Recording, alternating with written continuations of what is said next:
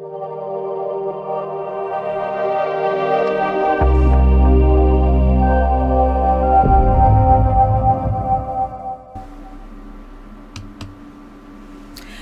I'm Osmanqizi and you're watching Osmanqizi TV.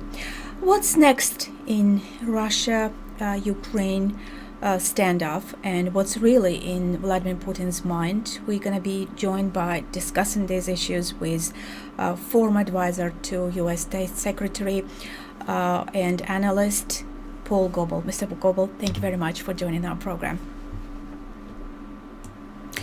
Well, I would like to start with the official answer that United States and NATO handed over to Russia. Even though it's not been made public, at least not now. Is that, do you think, what Russian leadership was hoping for? No, I think the Russian leadership wanted to try to embarrass the United States, to try to cause trouble by presenting demands which had to be rejected. The idea that the United States should walk back, or NATO should walk back, the membership it's already extended to East European countries is a non-starter. That's not going to happen. The idea that the Western alliance should agree not to position troops or weapons in a NATO country if that country feels it needs them is a non-starter, and Putin knew it. What he's trying to do is to make demands that are over the top in the hopes that a lot of public opinion, especially in Germany and Europe, will take the position that there ought to be some movement on the part of the West, and that the West will back away a little bit from its principled position. I think Putin did what he did to try to embarrass the West, knowing that there are people in Western countries who will suggest that the United States and the Europeans should be making concessions because Vladimir Putin feels uncomfortable with the presence of NATO members near the Russian border. Having said that, I don't think that there's going to be any compromise on those basic principles. But I do think that it will open the door to the possibility that Western countries will propose to Russia something they believe Russia wants on some other issue, not on those, but on some other issue. And in that case, Putin may pocket whatever he's offered. That doesn't mean he's going to get what he wants, but he's going to get something, and that may be enough. The West has an interest, of course, in not having a major war in the middle of Europe following any expansion of the Russian invasion of Ukraine. And so there will be people in Western governments saying, better to make some concessions of some kind than to open the door to a major war. So what Putin did was to try to get some things on the margins, but the basic things he asked for are not going to be agreed to by the West. Were the United States or NATO to agree to what Putin is asking for, the Western alliance would collapse. Putin might like that to happen, but the West isn't going to be willing to allow it to happen that way anyway. Now, about why do you think that the official answer has not been made public? I mean, at least Russian Foreign Minister Lavrov hinted that there is no guarantee that it will not be leaked in the future. Now, what do you think is concerned there? Well, first off, the Western countries have been very unhappy with the fact that the Russians have played fast and loose with diplomatic practice and released notes that are exchanged and are not supposed to be released. So they could hardly offer something or send a note without insisting that Moscow play by the rules. That the Russians will eventually leak this if they think that's in their interest, I think there's no question. But the Western countries, the United States in particular, is punctilious in its observation that if you have a diplomatic note, it's not to be released. Agreements are released. Public agreements are publicly announced.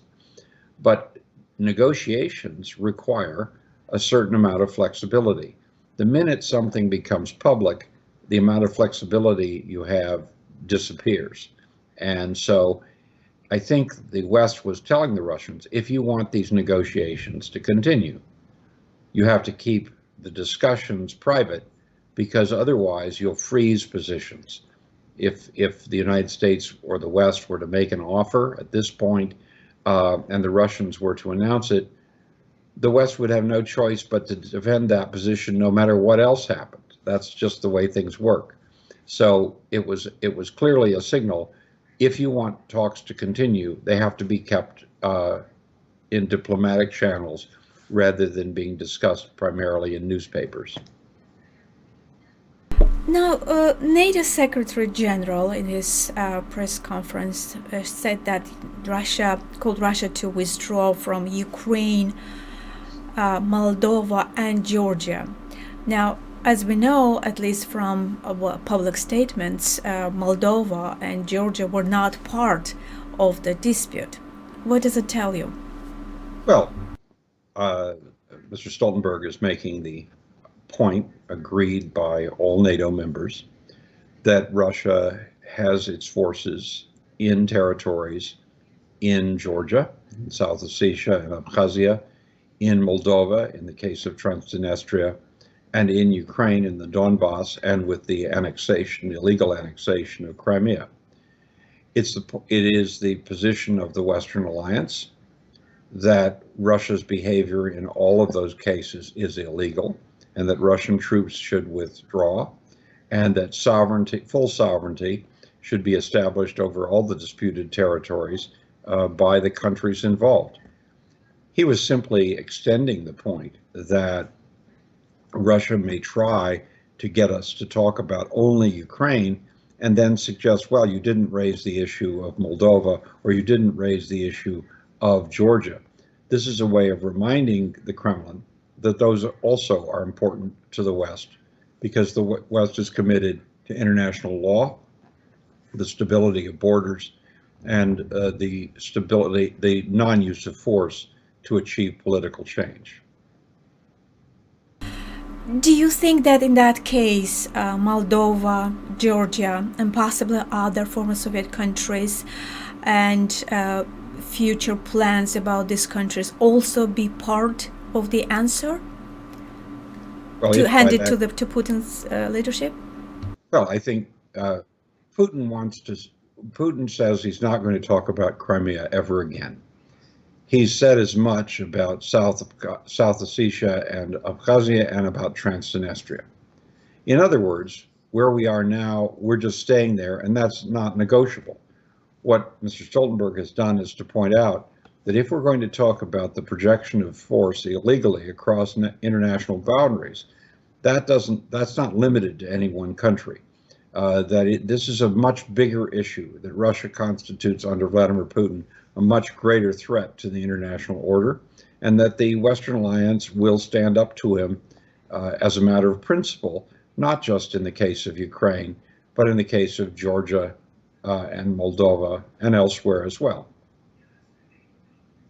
Now, Transnistria, Crimea, Karabakh not mentioned. Does it surprise you? Well, the Russian peacekeepers who are in Karabakh are there on the basis of an agreement of sorts, the declarations of November and January at the end of the 44-day war. The Russian peacekeepers and the Russian border guards that are in Armenian-held or Armenian territory are there because somebody invited them. Armenia has had an arrangement with Moscow for a long time to have Russian border guards guard its external borders. The peacekeepers that are in, so-called peacekeepers that are in Karabakh are there because there was a tripartite agreement of Mr. Putin, the Prime Minister of Armenia, and the President of Azerbaijan. It's a different situation than the case of Ukraine, where the Russian troops and Russian-backed forces in Crimea and in the Donbass are there because Russia went over the border with its forces, violating international law. It's a different situation in Transnistria, when Moscow has effectively tried to confederalize Moldova by having troops in the Transnistria region, which the Moldovan government has repeatedly asked to be removed, is a different situation than in Georgia, where both South Ossetia and Abkhazia became unrecognized statelets because Moscow used its forces against Georgia illegally in violation of international law. There's an enormous difference between the situation in Karabakh, where there is an international agreement for troops. It is not against international law to have troops on another country's territory if the other country freely allows that to happen. One can argue, and I certainly would, that Azerbaijan probably made a mistake in allowing peacekeepers to come from the Russian Federation into Karabakh for the very simple reason that Moscow has shown itself a party to the Armenian-Azerbaijani dispute by having a base in Armenia, by supporting Armenia against Azerbaijan. And under international law, peacekeepers are supposed to come only from countries that are not participants in the conflict itself. So one can argue that Azerbaijan may have made a mistake by agreeing to the presence of Russian peacekeepers. But that doesn't mean that if they're there with the agreement of Baku, that they're in the same status as the Donbass, Crimea, South Ossetia, or so on. Well, apart from the official agreement, indeed signed by President of Azerbaijan, the general mood in Azerbaijan is it is in fact de facto occupation of Karabakh by Russia. But I agree with you that it's not the presidential. I would have urged in the strongest possible way that if there were going to be peacekeepers in Karabakh, that they not come from one of the parties to the conflict, that they not come from the Russian Federation, which in my mind is a party to the conflict, but rather came from neutral countries, Sweden, somewhere else, which isn't involved at all. That was not the position that was taken by the government of Azerbaijan. It decided, because of the situation, that it would be ahead if it agreed to this, and the government of Azerbaijan clearly thought that it had been given something it wanted very, very much in exchange, namely a clear promise for the opening of a corridor between Azerbaijan proper and Nakhchivan. What is becoming obvious is that Armenia is resisting that, and Moscow is not forcing Armenia to live up to the terms of the declarations of November and January. I share President Aliyev's frustration that the Russians are not doing what he hoped for on the basis of those declarations. I would only say that the Russians are behaving as they often behave, and that especially as we go through the month of January, which is the anniversary of Black January, no Azerbaijani can think that the Russians can be entirely trusted to do the right thing when it comes to the state and national interests of the people and government of Azerbaijan. Now, back on Russia-Ukraine, the U.S. State Department warned the Belarusian leadership against providing support to Russian possible aggression against Ukraine. How serious do you think it is that Belarusian leadership indeed is considering supporting the aggression, and that Russia actually indeed may use Belarus in order to attack Ukraine? Well, that Moscow would like to have help from Belarus, from Belarusian territory, and they might very well be Russian troops and Russian equipment going through Belarus, but being able to use that would achieve certain things that Mr. Putin would like to have. First, it would broaden the battlefield against which Ukraine would have to defend. It would further integrate Belarus into the so-called Union state that Vladimir Putin wants to achieve, and it would represent another step to the conversion of an East Bloc type arrangement between Moscow and Belarus. Many people, I think, make the mistake of assuming that if Belarus stays a member of the United Nations, if it has its own flag and its own national symbols, that means it's an independent country. The countries in the Soviet bloc in Eastern Europe from 1945 to 1989 were nominally independent. They had embassies, they had seats at the United Nations, but they were fully controlled by the Soviet Union. Clearly, what Mr. Putin wants is for the same thing to happen with Belarus. So getting some kind of symbolic participation out of the Belarusians against Ukraine is very helpful to what Mr. Putin wants, much more broadly than just Ukraine.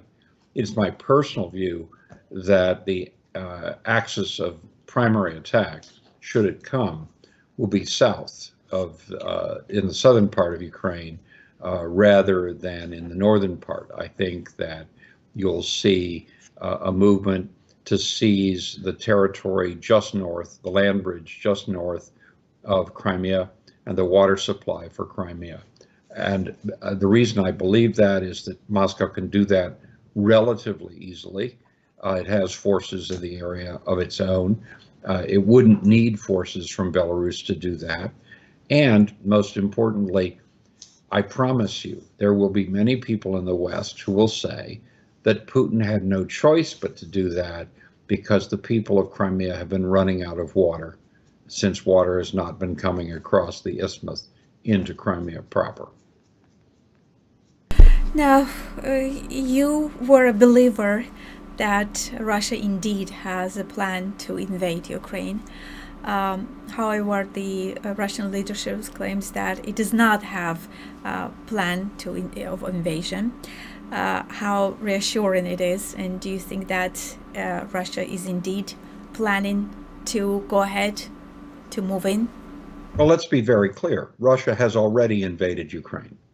Russia has already invaded Ukraine. It invaded Ukraine in 2014 when it moved troops in and seized Crimea. It has invaded Ukraine because it has provided military support and personnel in the Donbass. We're not talking about a pre-war state of peace between the Russian Federation and Ukraine. We're talking about whether or not the Russian government is going to expand the military aggression against Ukraine that it's been engaged in for the last 8 years.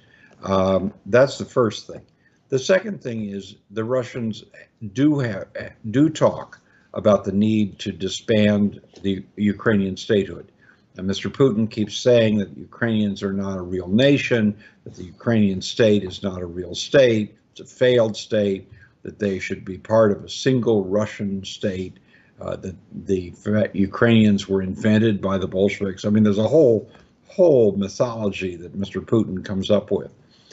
It's not a question of whether the Russians will invade. It's a question of will the Russians expand on their invasion. To end a Russian invasion of Ukraine would require Russian withdrawal from the Donbass and Russian withdrawal from Crimea, because those are all products of an ongoing Russian invasion. So yes, Russia has a plan. It probably has many plans, depending on what Mr. Putin decides he can get away with. A plan to seize the southwestern part or southeastern part of Ukraine along the Sea of Azov, in my mind, is something that he's most likely to try because it's least likely to result in the kind of draconian actions by the West that Putin might not be able to easily survive. If Mr. Putin does try something like to seize Ukraine, seize Kiev, to send a Russian column to seize the Ukrainian capital, I think it's fair comment that while we won't be going to a nuclear war, because I don't think anyone in the West is prepared to launch a nuclear war over Ukraine. Ukraine is not a member of NATO. I do think that we would be in a situation of unprecedented hostility between Russia and the West, and the Russians would pay heavily for it. So my own guess is that yes, there is a plan. There are several plans. The most likely to be realized is a move in southeastern Ukraine, The least likely is a military column to try to decapitate the Ukrainian government in Kiev. That's simply something that would not be tolerated by any member of the Western Alliance, including the Germans. I say that because the Germans are the most willing to go along with what Russia does. Or not to arm the sides. As I say, I said in 2014, and I would say it again now. It's my personal view that it should be the policy of the United States to push through as rapidly as possible the preemptive invitation of Ukraine as a NATO member. If Mr. Putin is going to threaten people by putting more than 100,000 troops along the Ukrainian border and in parts of Ukraine he already occupies, then the West should make it very clear that if he does that, he has to recognize that there is the potential for the invocation of Article 5, which does have consequences for Russia of a kind that no one wants to contemplate.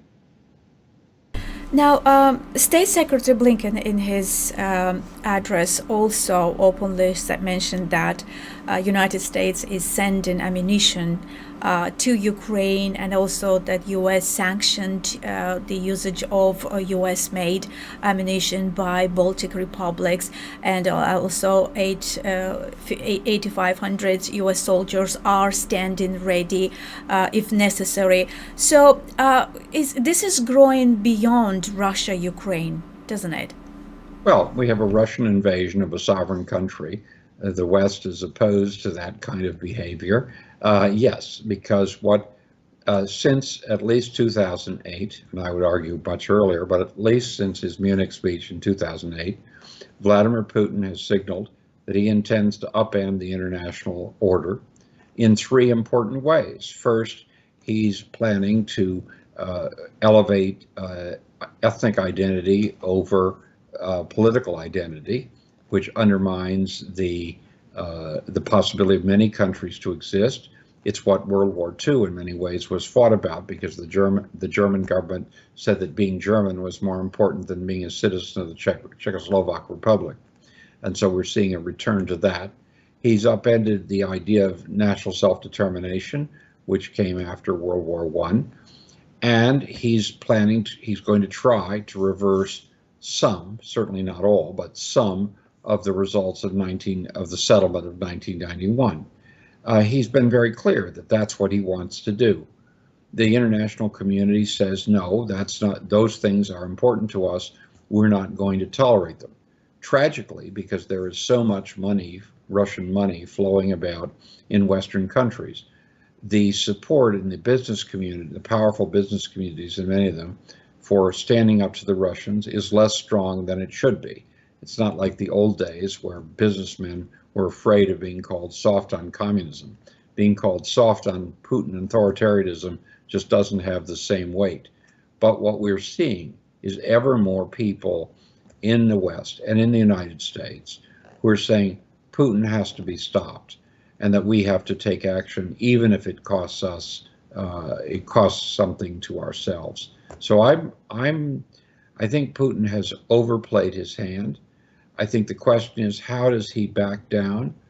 My guess is we'll see a small seizure of territory in the southeastern part of Ukraine, and then we'll see a stop, and Putin will proclaim, I'm not planning to do anything more. And there will be people in the West who'll say, well, if he's not planning to do anything more, then we should accept this. But I think there's a great danger in a situation where there are this many troops and this much emotional, intellectual involvement on both sides, that things could get really out of hand. This is a very, very dangerous situation, far more dangerous in my view than the Caribbean crisis of 1962, with which it's being compared.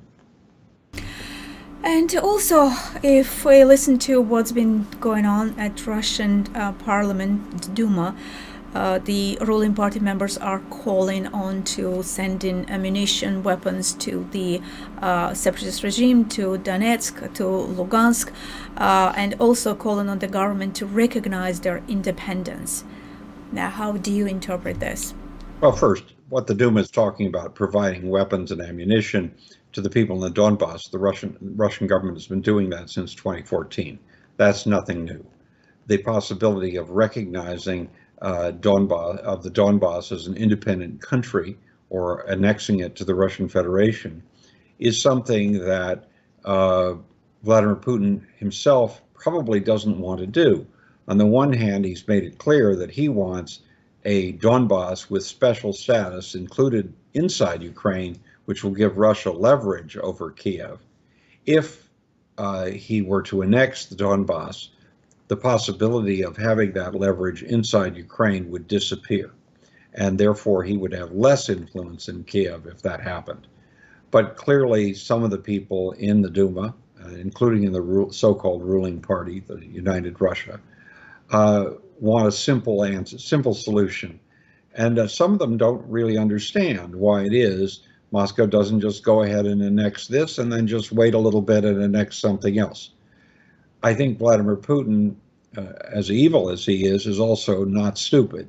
And I think he recognizes that were the Donbass to be annexed by the Russian Federation, the Ukraine that would be left would be vastly more anti-Russian, vastly more likely to get into NATO, vastly more likely to get into the European Union, find it vastly easier to overcome much of the corruption that mars that state's reputation now. So again, I think what the people in the Duma are saying reflects what many Russians think, and maybe Putin in some fantasy would like to do it. But I think in the cold light of dawn, he realizes that annexing the Donbass would guarantee Russia problems it does not need, because it would ensure that you would have a government in Kiev that wouldn't be moderate at all. It would be openly anti-Russian in a way that no government in the past has been.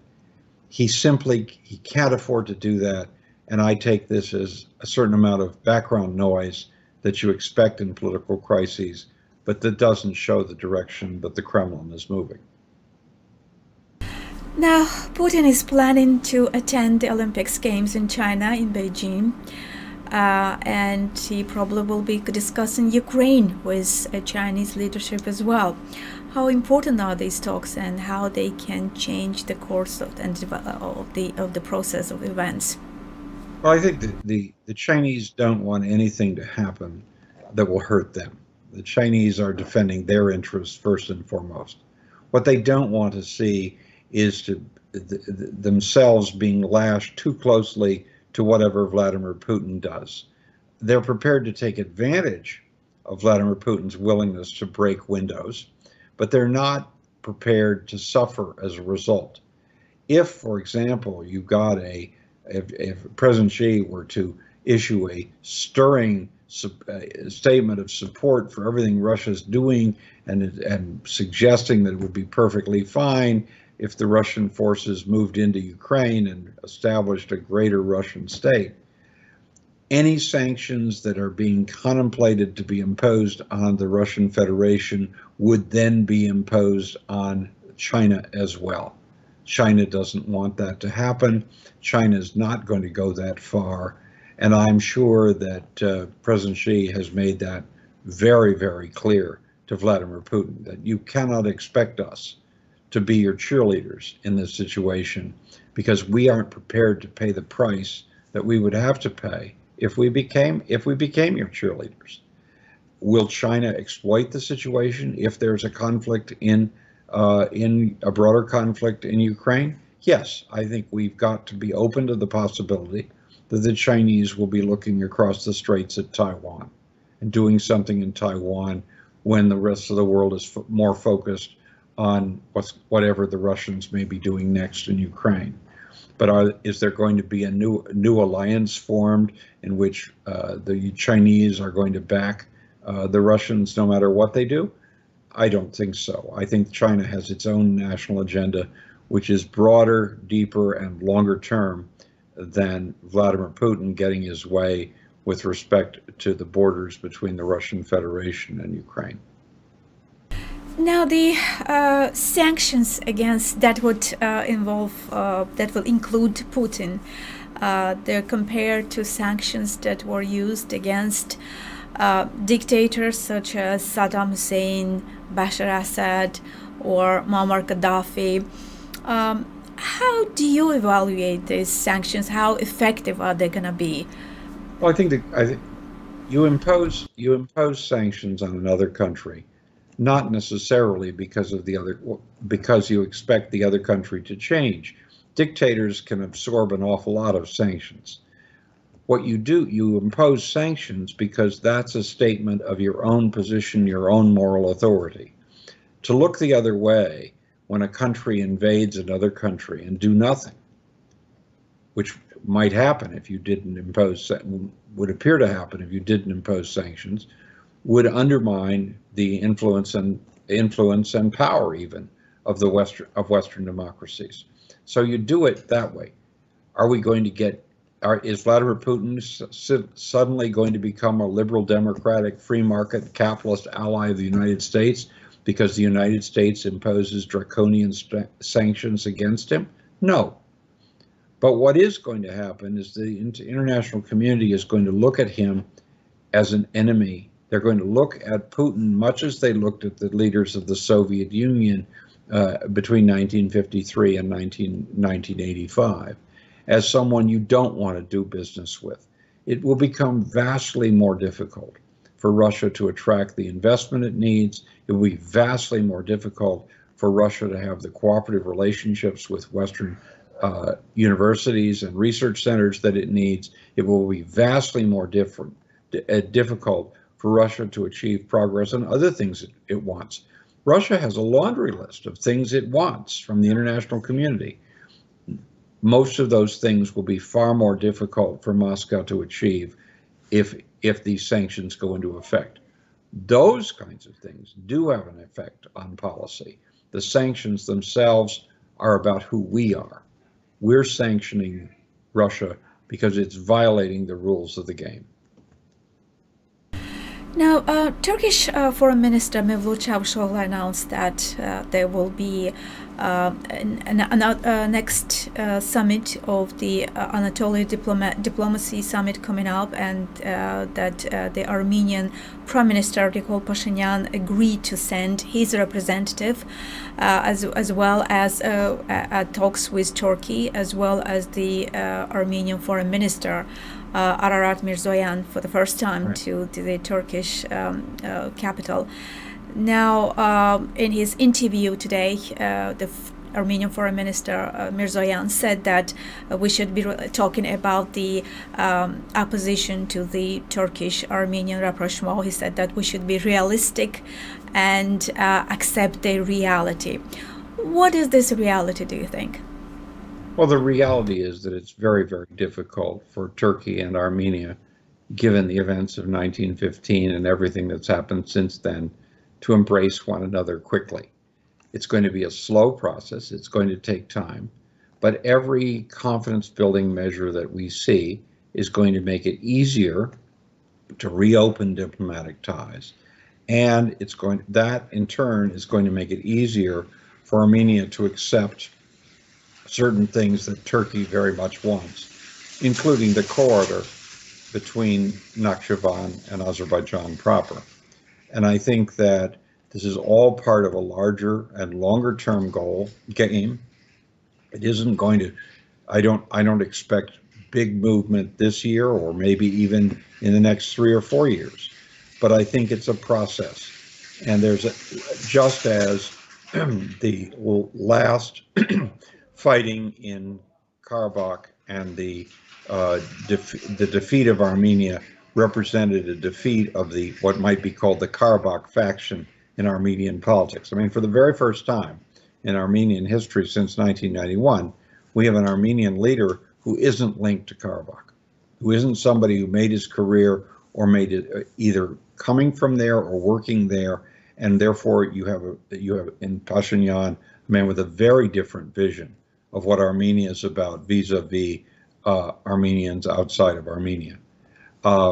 Just so, as people change, as the generations change, it's going to become easier and easier for people in Ankara and people in Yerevan to find out that they have a lot of reasons to cooperate, and that some of the things that have kept them apart aren't nearly as important now as some of the things they could benefit from by cooperation.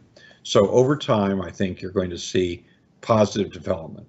I think it's quite amazing that the Armenian foreign minister will go to Ankara. I think that's really an amazing thing. That's a big story, because that's not something that a year ago you would have thought would have been possible. So is there progress? Yes. Is everything in stone and everything solved? No. Is it going to be solved this year? Probably not. But things are moving in that sector in the right direction, and quite frankly, remarkably quickly as these things go.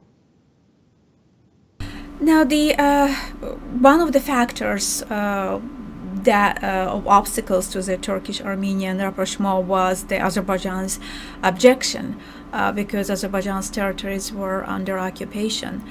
But now Azerbaijan is not against this rapprochement between Yerevan and Ankara, but Nagorno-Karabakh is still occupied. It is still not under Azerbaijan's supervision. And does it mean that the Azerbaijani leadership is against the Armenian occupation but is okay with Moscow's occupation? Well, I think if we can speak that the occupation of Karabakh has changed from being Armenian to being Russian, that would be a remarkable thing. The Russians are not supposed to be there as occupiers. That's not how they were accepted by Baku. But the fact is that Artsakh, the Armenian self-proclaimed state, really doesn't exist anymore.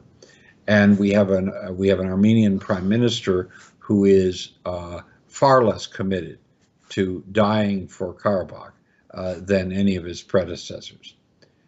I believe that Baku is being clever, that it recognizes that a lot of things it wants to happen will be easier if Armenia and Turkey are talking to each other, not least of which is the Zengezur corridor. And I think that that makes good sense. The more things that link Armenia into the broader world, other than Russia, works ultimately to Azerbaijan's advantage. I think Azerbaijani leaders understand that, and so I'm not surprised at all that they welcome the Turkish-Armenian rapprochement, although I fully understand, given the history, why many Azerbaijanis think this is still inappropriate. Now, about politically motivated arrests in Russia this week, opposition leader Alexei Navalny and his organization were recognized as a terrorist organization. In Azerbaijan, on January 13, President Ilham Aliyev threw his critic, the leader of VIP Party, the Citizen and Development Party, Ali Aliyev, into jail in a sham trial. What does it tell you? Well, these are two very unfortunate developments. The charges of terrorism against Navalny are just as fraudulent as the other charges that have been brought against him. But they carry with them the possibility that Alexei Navalny will not come out of prison alive as long as Vladimir Putin is in power. That's a horrible thing to have to say, but I think it's true. It also suggests that the Putin regime is prepared to use truly repressive means against its opponents. I was disappointed with the decision January 13th in Azerbaijan. I think it's a mistake. I think that the Aliyev government knows, even if it's not always willing to admit it quite this way, that it has sufficient support in the population that it doesn't need to behave the way the Russian government does. The Russian government has power primarily because it uses force against its own population. One would hope that the Azerbaijani government would not follow in the same direction but would count on the fact that the government in the main has a great deal more support among Azerbaijanis than the Russian government does among Russians. Interestingly, the arrested VIP party Ali Aliyev was one of the most vocal critics of Russian invasion, Russia's aggressive policy. Now, is this the way how the foreign governments influence decision making in sovereign countries? Or well, it's the way the Russian government behaves in other countries. It's not the way normal sovereign countries behave in other sovereign countries. There are lots of people in the world who are very critical of the United States who live abroad, and the American government doesn't send requests that they be arrested and thrown in jail. And even if it sent such a request, I find it difficult to imagine that there are very many countries that would respond to that with anything but laughter. The Russian government, on the other hand, views the entire former Soviet space as its draw to regard, and it thinks it can give orders to people. I think the Aliyev government made a mistake in going after an opponent of Russia, but I'm sure that the Russian government more or less demanded it and probably said, if you expect progress on other things of importance to you, you will do what we ask in this case. I think that was a mistake, but I understand the kind of pressure that Moscow would be willing to bring to bear in order to get its way. Mr. Goble, thank you very much indeed. Thank you.